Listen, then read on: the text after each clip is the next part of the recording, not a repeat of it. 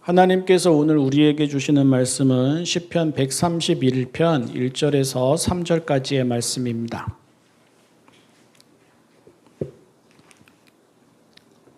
세번역 성경 구약 904쪽 시편 131편 1절에서 3절까지의 말씀입니다. 주님, 이제 내가 교만한 마음을 버렸습니다. 오만한 길에서 돌아섰습니다. 너무 큰 것을 가지려고 나서지 않으며 분에 넘치는 놀라운 일을 이루려고도 하지 않습니다.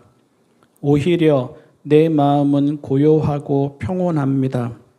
젖된 아이가 어머니 품에 안겨 있듯이 내 영혼도 젖된 아이와 같습니다. 이스라엘아, 이제부터 영원히 오직 주님만을 의지하여라. 아멘. 여러분은 어떠신가요? 큰 것을 가지고 싶지 않으세요? 시인은 큰 것을 가지고 싶지 않다고 말하죠. 또 여러분은 어떠세요? 능력을 넘어설 정도의 놀라운 일, 원문에 보면 어려운 일인데 하여간 놀랍고 어렵고 대단한 일 이루고 싶지 않으십니까? 시인은 그렇게 대단하고 놀라운 일, 어려운 일 굳이 이루고 싶지 않다고 말합니다. 큰 것을 가져야 흔들림 없이 안정되고 넉넉하게 살아가게 되지, 가진 것이 부족하면 늘 흔들리고 불안하다고 생각하지 않습니까? 시인은 그렇지 않다고 합니다. 이미 고요하다고 합니다. 분에 넘치는 대단하고 놀라운 일, 거창하고 화려한 일 등이 이루어져야 평온하고 충만하게 살아가게 되지, 힘이 닿는 대로 겨우겨우 살아가거나 힘에 부쳐서 허덕이면서 살아가게 되면 잠을 자면서도 쫓기고 불안할 거라고 생각하게 되지 않습니까? 시인은 그렇지 않다고 말합니다. 자기는 이미 평온하다고 말합니다. 본문만을 보면 우리가 시인의 형편을 알 수가 없지요. 시인이 얼마만큼 가졌고 얼마만큼 이루었고 또 얼마만큼 대단한지를 모릅니다. 그런데 알 수 있는 것이 있습니다. 그것은 시인이 그런 것에는 마음을 두지 않고 또 마음을 두지 않겠다는 것입니다. 이미 충분하다고 말합니다. 어느 만큼 충분하냐? 어느 만큼 고요하고 평온하냐? 젖된 아이가 엄마 품에 안겨있는 것과 같이 충분하고 고요하고 평온하다고 말합니다. 맨 처음 사람인 아담과 하와가 선악과의 유혹에 넘어간 것은 그것이 성공이고 그것이 생명과 평안에 이르는 길인 줄 알았기 때문입니다. 신할 평지에 이른 사람들이 하늘에 닿을 만한 탑을 쌓으려고 하고 그렇게 함으로써 흩어지지 않고 자신들의 이름을 내려고 했는데, 이것 또한 그것이 세상의 질서이고 그것이 안정과 풍요에 이르는 길인 줄 알았기 때문입니다. 예수님이 예루살렘으로 가실 때 제자들이 동상이몽이죠. 특히 야고보와 요한이 예수님을 따로 찾아가서 예수님의 좌우편의 자리를 요구하게 되는데요. 그들이 그렇게 요구한 것도 그것이 영광이고 그것이 행복과 구원에 이르는 길인 줄 알았기 때문입니다. 하기는 그렇습니다. 우리는 안 그렇습니까? 가질 수 없어서 그렇지, 가질 수만 있다면 큰 것을 가지고 싶지 않은 사람이 있겠습니까?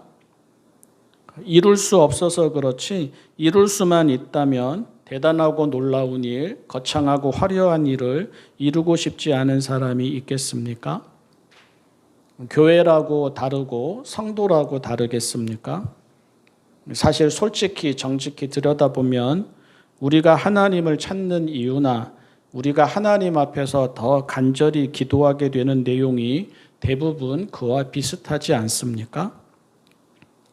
그래서 야고보와 요한에게 분개한 제자들의 마음도 충분히 이해가 되고 우리 또한 말을 안 할 뿐 기회만 되면 야고보와 요한처럼 예수님 앞에서 선수를 치고 싶은 것이 속마음이지 않습니까? 그래서 시편 131편을 읽을 때마다 시인이 한편으로는 낯설고 한편으로는 경이롭습니다. 시인은 그런 마음을 교만한 마음이라고 생각을 합니다. 시인은 그런 삶을 오만한 길이라고 생각을 합니다. 자기는 그런 마음을 버렸다고 합니다. 자기는 그런 길에서 돌아섰다고 합니다. 해도 안 되어서 마음을 비웠다는 말이 아닙니다.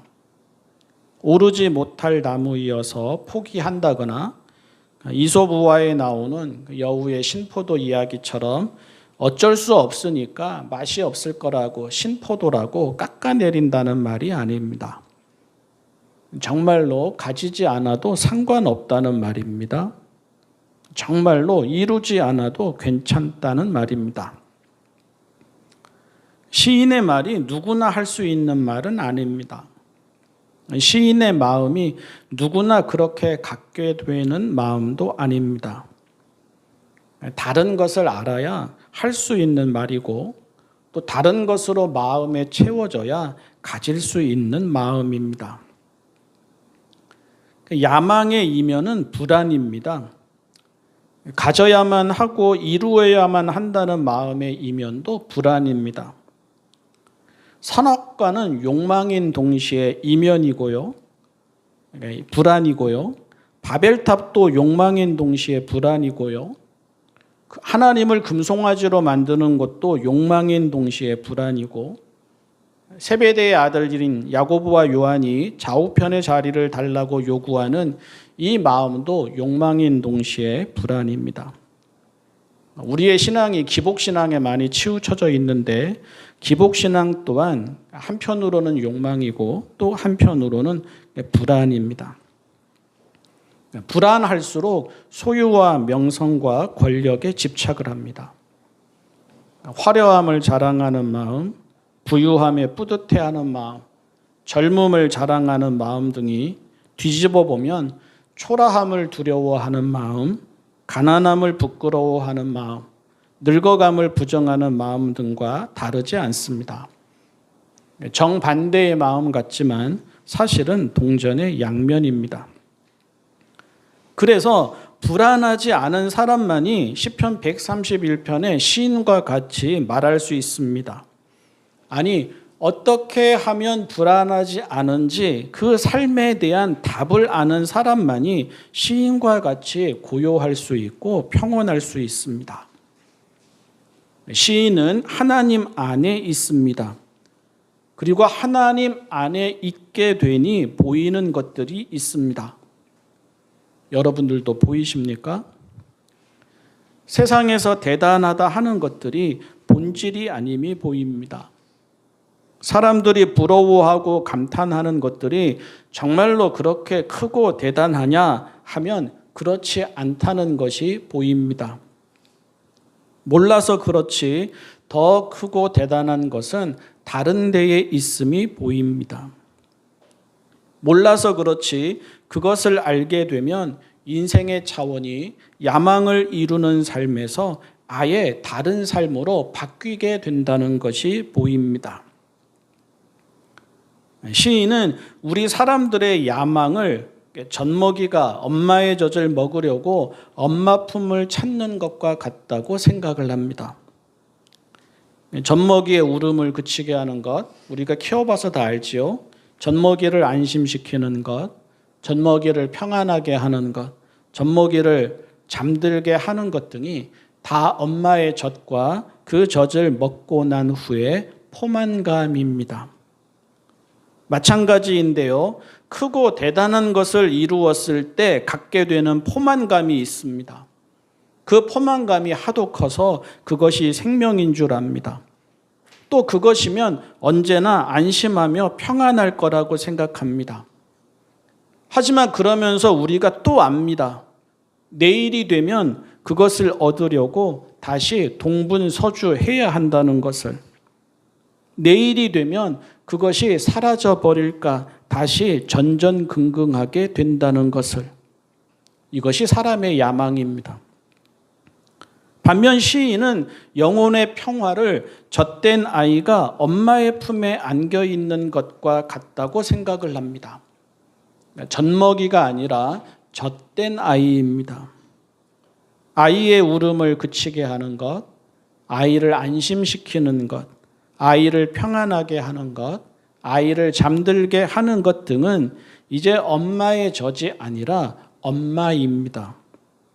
엄마 품이어서 고요합니다. 엄마 품이어서 평온합니다. 엄마 품이어서 충분합니다. 마찬가지입니다. 하나님께 안겨 있음을 알면 날마다 손에 뭔가가 쥐어지지 않아도 행복합니다. 하나님의 마음과 하나님의 사랑을 알고 하나님과 더욱 친밀해지게 되면 그것이 생명과 평화와 자유와 기쁨이 됩니다. 그리고 그것은 내일이 되어도 사라지지 않습니다. 사람의 외모, 자격, 신분, 조건, 행위 등과도 상관이 없습니다. 그러니 이제는 불안할 것도 없고 모자랄 것도 없게 됩니다. 시인은 그가 깨닫고 누리는 삶을 다른 사람들도 알게 되기를 바랍니다. 이스라엘아, 이제부터 영원히 오직 주님만을 의지하여라. 공동번역 성경은 이렇게 옮겼는데요. 이스라엘아, 이제부터 영원토록 내 희망을 야훼께 두어라. 큰 것을 가지고 싶으면 큰 것을 가진 사람을 쫓아가야죠. 대단하고 놀라운 일을 이루고 싶으면 능력을 넘어서 대단하고 놀라운 일을 이루어내는 영혼 같은 사람들을 쫓아가야죠. 젖된 아이가 엄마 품에 안겨 있는 것 같은 평안을 누리고 싶다면 세상이 알아주는 그런 사람들이 아니라 오직 주님만을 의지하는 사람, 오직 주님께만 희망을 두는 사람을 쫓아가야 합니다. 새해입니다. 이런저런 계획을 세웁니다. 이런저런 소원이 있습니다. 기도할 제목도 많고 구해야 할 것들도 많습니다. 교회마다 신년 특별 집회도 하고 또 신년 특별 기도회도 합니다. 성도마다 이런저런 기도 제목을 가지고 야고보와 요한의 마음으로 하나님과 독대하고 싶어 합니다. 왜 안 그러겠습니까? 우리의 힘만으로 되지 않음을 늘 경험하는데 건강을 위해서, 가족을 위해서, 앞길을 위해서, 학업을 위해서, 직장을 위해서, 성취를 위해서 바라는 게 없을 수 없고 그래서 기도하지 않을 수 없고 간절하지 않을 수 없지 않습니까? 그런데 시인의 마음으로 권유를 합니다. 새해에는 다른 기도를 좀 해보면 어떻습니까? 새해에는 다른 소원을 좀 품어보면 어떻습니까? 시인의 마음과 같은 마음이 되기를 바라는 기도, 시인의 마음과 같은 마음이 되기를 바라는 소원, 기도를 하되, 기도를 정말 열심히 꾸준히 하되 간구와 간청이 중심인 기도가 아니라 하나님 안에 가만히 머무는 기도, 내 안에 계신 하나님을 고요히 바라보는 기도, 우리의 형편을 길게 오래 아뢰어서 우리를 설명하고 우리를 증명해서 하나라도 더 이루어지기를 바라는 기도가 아니라 굳이 말이 필요하지 않은 기도, 하나님을 설득하거나 우리를 변호해야 하는 기도가 아니라 하나님을 믿고 의지하고 사랑하기에 그냥 조용히 하나님이 곁에 계심을 알아차리며 자기를 들여다보는 기도.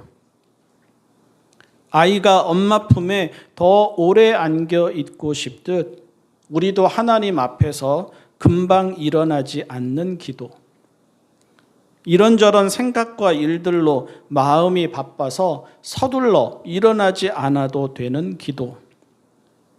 사랑하는 사람과 굳이 뭔가 하지 않고 같이 있기만 해도 좋듯이 또 그게 불편하지도 어색하지도 않듯이 하나님과 함께임을 의식하기만 할 뿐 가만히 있어도 특별한 내용이 없어도 불편하지도 어색하지도 않은 기도. 그렇게 되면 시인의 노래가 우리의 노래가 될 것입니다. 그리고 그렇게 되면 소유, 업적, 성취, 외모, 자격, 명성, 평가 등에 상관없이 이미 평안하고 이미 고요하고 이미 충분할 것입니다. 기도하겠습니다. 사랑의 하나님 아버지, 하나님과 함께 살아갑니다. 하나님 앞에서 살아갑니다. 하나님 안에서 살아갑니다. 고요하게 하여 주십시오. 평온하게 하여 주십시오. 충분하게 하여 주십시오. 필요한 것들이 있습니다. 이루어야 할 일들도 있습니다. 그러나 그것이 본질이 되지는 않게 하여 주십시오. 하나님을 알아차리는 마음이 더 소중하게 하여 주십시오. 엄마 품에 안긴 젖된 아이와 같은 마음이 더 소중하게 하여 주십시오. 참된 기쁨, 평화, 자유, 행복 등이 소유와 업적과 성취가 아닌 하나님과의 친밀함에 있음을 알게 하여 주십시오. 그것을 일상에서 직접 보고, 듣고, 느끼고, 경험하고, 고백하게 하여 주십시오. 예수님의 이름으로 기도합니다. 아멘.